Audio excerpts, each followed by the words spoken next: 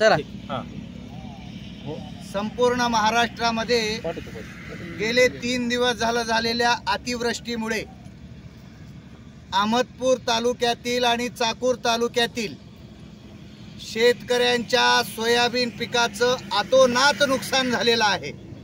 आज आम्ही अहमदपूर तालुक्यातील मरशिवनी भागातील शेतीची पाहणी केली. या भागातील शेतीचं हे नुकसान आपण आपल्या कॅमेऱ्यामध्ये कैद करा आणि या आमच्या शासनाला दाखवा. आम्ही पण आपल्या माध्यमातून या शेतकऱ्याच्या व्यथा या शासन दरबारापर्यंत आम्ही पोहोचवण्याचा प्रयत्न करणार आहोत. आजच आपल्या जिल्ह्याचे पालकमंत्री माननीय नामदार गिरीशजी महाजन साहेब यांनी चाकूर आणि शिरूर ताजबंद या ठिकाणच्या सोयाबीन पिकाची झालेली हानी या हानीची पाहणी केलेली आहे.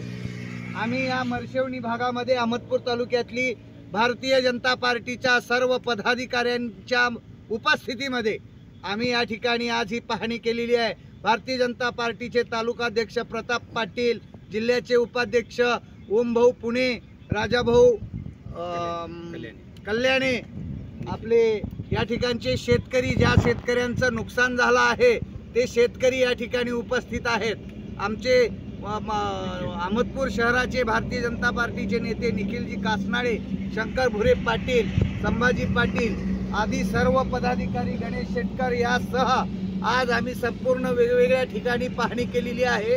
आणि या शेतीचं झालेलं नुकसान भरपाई मोठ्या प्रमाणामध्ये शासनानं भरपाई केली पाहिजे. आमची मागणी आहे की शासनानं हेक्टरी 50,000 रुपयाची मदत तात्काळ दिली पाहिजे. ही मागणी आमची राज्याच्या मुख्यमंत्री आणि 2 उपमुख्यमंत्र्यांना आमची सर्व भारतीय जनता पार्टी चाकूर अहमदपूर तालुक्याच्या वतीनं ही मागणी आहे.